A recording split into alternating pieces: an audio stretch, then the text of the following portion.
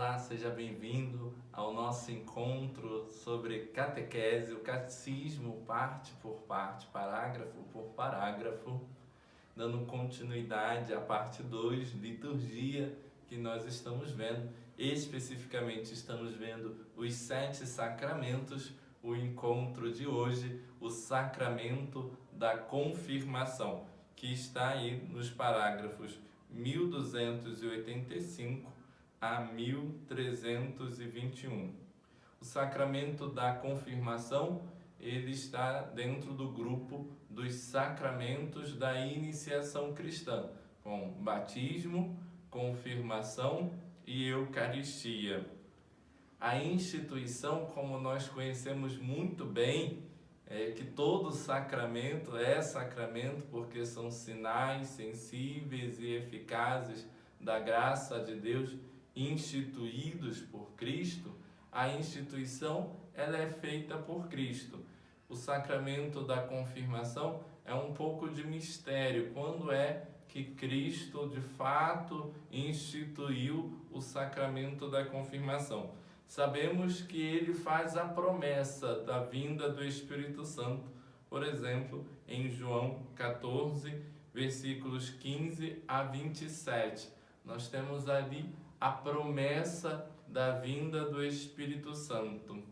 E depois, em Atos dos Apóstolos, nós vamos ver a imposição das mãos para receber o Espírito Santo como prática da igreja. Em nenhum momento a igreja cria, então não pode dizer que é um sacramental instituído pela igreja. A igreja já exerce aquilo que é do Cristo. Então, na prática, nós temos Atos, capítulo 8, versículos 5 a 17, também capítulo 9, versículos de 1 a 6. Bom, mas tem outros textos que mostram na prática os apóstolos, os discípulos, já realizando a imposição das mãos para receber o sacramento da crisma. Quais são os efeitos da crisma? Ou melhor dizendo, a graça que quer operar em nossa vida. O crisma enraiza-nos mais profundamente na filiação divina, que nos leva a dizer Abba, Pai. Une-nos mais firmemente a Cristo, aumenta em nós os dons do Espírito Santo, torna mais perfeito o laço que nos une à Igreja, dá-nos uma força especial do Espírito Santo para propagarmos e defendermos a fé pela palavra, pela ação, como verdadeiras testemunhas de Cristo, para confessarmos com valentia o nome de Cristo e para nunca nos envergonharmos da cruz. Ele confirma a graça que nos vem pelo batismo. Acontece que o batismo vem, na maioria das vezes, quando somos crianças, muito pequenos, e agora, pelo sacramento da confirmação, nos vem a graça, mas com o nosso desejo, e assim ele confirma as mesmas graças do batismo, mas com uma ênfase maior na nossa formação missionária, e nós nos tornamos soldados de Cristo. O rito da crisma, como todo sacramento, ele é composto de matéria e forma. A matéria do sacramento da crisma é o óleo do crisma. Olha o jogo de linguagem, né? O sacramento da crisma e o óleo do crisma, né? O óleo do crisma com a imposição de mãos do sacerdote, né? Do bispo. Então, quem é que pode receber este sacramento? Todo aquele que é batizado e ainda não recebeu a crisma. A crisma é uma vez só. Cada diocese estabelece a idade do crisma, né? Aqui na nossa arquidiocese é 15 anos. Então não pode ser administrado o crisma com menos de 15 anos. Mas cada diocese é quem estabelece isso a partir do que a igreja já considera como uso da razão da fé, que são os 7 anos. Quem administra o sacramento é o bispo. Este sacramento está destinado ao bispo. O bispo pode delegar sacerdotes para realizar esse sacramento. E em caso de morte, todo sacerdote pode realizar o sacramento da crisma. E a crisma confere em nós os 7 dons do Espírito Santo. E eu gostaria de falar um pouquinho sobre cada um. O dom da sabedoria é o dom de perceber o certo e o errado, o que favorece e o que prejudica o projeto de Deus. Por esse dom, buscamos não as vantagens deste mundo, mas o bem supremo da vida, que nos enche o coração de paz e nos faz felizes. Diz o Senhor, Provérbios capítulo 3, versículos 13 a 15. Feliz o homem que encontrou a sabedoria, ela é mais valiosa do que as pérolas. Dom do entendimento é o dom divino que nos ilumina para aceitar as verdades reveladas por Deus. Mesmo não compreendendo o mistério, entendemos que ali está a nossa salvação, porque procede de Deus, que é infalível. O Senhor disse: eu lhes darei um coração capaz de me conhecer e de entender que eu sou o Senhor. Jeremias capítulo 24, versículo 7. Dom da ciência é o dom de saber interpretar e explicar a palavra de Deus. Por este dom, o Espírito Santo nos revela interiormente o pensamento de Deus sobre nós. Pois, primeira carta de São Paulo aos Coríntios, capítulo 2, versículos 10 a 15. Os mistérios de Deus, ninguém os conhece, a não ser o Espírito Santo. Dom do conselho é o dom de saber discernir caminhos e opções, de saber orientar e escutar, de animar a fé e a esperança da comunidade. Mas o Senhor disse-lhe, 1 Samuel, capítulo 16, versículo 7, não te deixes impressionar pelo seu belo aspecto, porque eu o rejeitei. O que o homem vê não é o que importa. O homem vê a face, mas o Senhor vê o coração.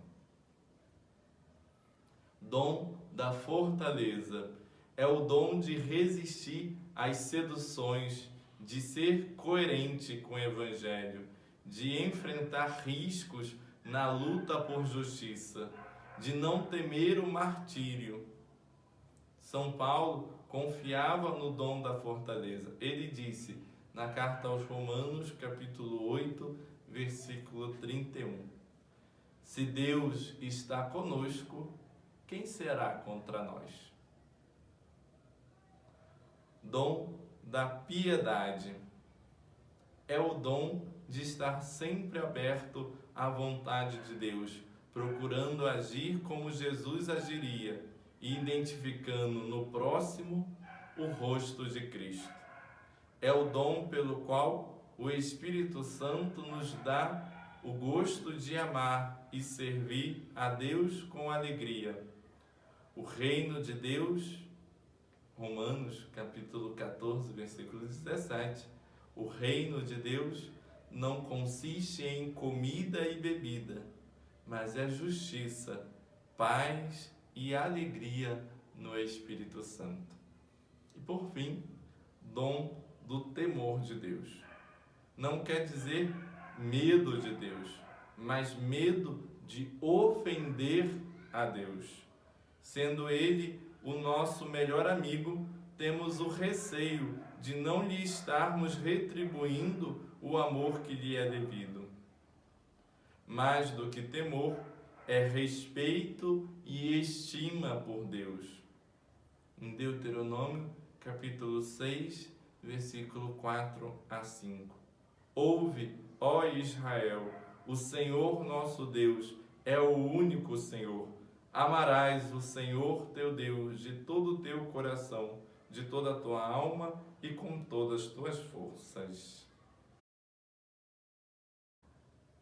E agora vamos ver o resumindo da parte do sacramento da confirmação, os parágrafos 1315 a 1321.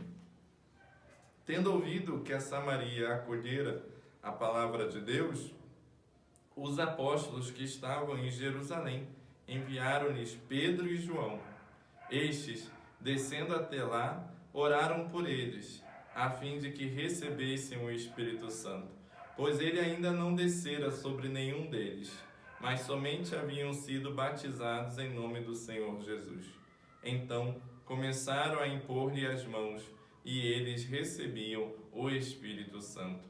Atos capítulo 8, versículos 14 a 17.